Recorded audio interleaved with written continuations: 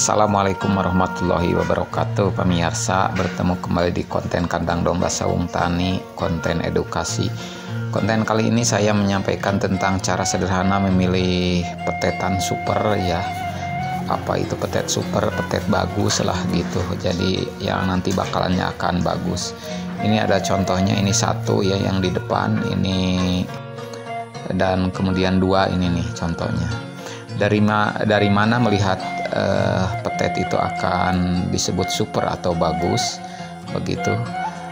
Cara sederhana yang pertama, kita lihat face dulu, mukanya dulu. Kalau muka ini seperti yang di depan ini, saya bertanya, diskusi dengan beberapa tokoh domba, mereka yang domba-dombanya bagus, dari mana petet itu bisa disebut domba itu bisa disebut mahal.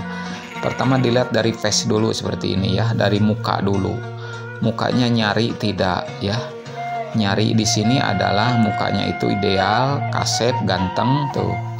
Terus tidak terlalu panjang, kalau laki-laki tidak terlalu pendek. Mukanya akan kelihatan dari kecil kalau muka itu akan masuk kategori domba Garut yang mana. Apakah nggak ules, nyari, atau nggak menak. Kalau ini mah nggak ules, nyari, ongkoh pemirsa, yuk ya bisa dilihat. Kemudian yang kedua dilihat dari tulang-tulangnya nih, kaki-kakinya kokoh, besar, dadanya lebar. Itu dari postur, itu sebagai gambaran kita dalam memilih petet super. Cara sederhana sekali, bisa dilihat dengan mata. Ini dadanya lebar, kemudian kaki-kakinya kokoh, besar. Kemudian setelah dilihat dari face, kemudian tulang-tulangnya ya, postur, kita lihat cara yang ketiga, yaitu dengan melihat petet itu bagus tidaknya itu dari jingjingan atau dari bentuk tanduk nih. Bentuk tanduk ini adalah simetris kiri kanan dan ujungnya sangat keluar ya, ujungnya keluar, tidak akan nyecem karena punuk pemirsa ya. Ini pasti keluar dan ini akan berbentuk gayor nanti, karena kelihatannya dari kecil akan keluar, ternyata makin gede makin rapat ke leher, jadi ini akan gayor dari jingjingan begitu. Kemudian cara yang sederhana yang ketiga, selain dari lihat dari jingjingan, dari motif tanduk atau motif badan ya.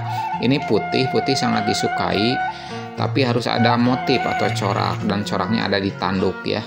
Tanduknya itu surat, disebut surat itu karena ada motif hitam ya, jadi tidak polos. Orang cenderung tidak menyukai domba yang terlalu polos ya, tetap harus ada motif. Istilahnya begini, kenapa domba itu tidak suka motifan gitu, tidak ada coraknya.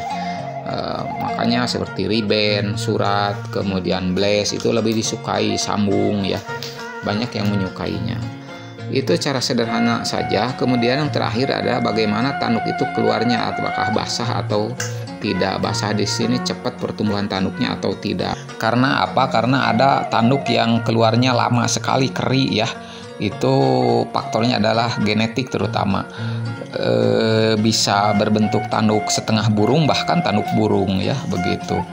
Dan hanya dogar galur murni yang bisa membuat tanduk atau mencetak tanduk-tanduk yang bagus begitu ya. Mudah-mudahan apa yang disampaikan hanya selintas tapi menjadi acuan bagi para peternak semuanya, para pemula. Jadi masih ada anggapan bahwa petet dogar itu mahal, tergantung dombanya ya, tergantung barangnya. Yang penting bukan terjebak dengan salah memilih atau salah membeli ya. Kalau salah memilih atau salah membeli itu bukan salah milik tapi salah ilik ya. Jadi kesimpulannya, domba Garut itu ada yang kecil harganya mahal, ada yang gede harganya murah.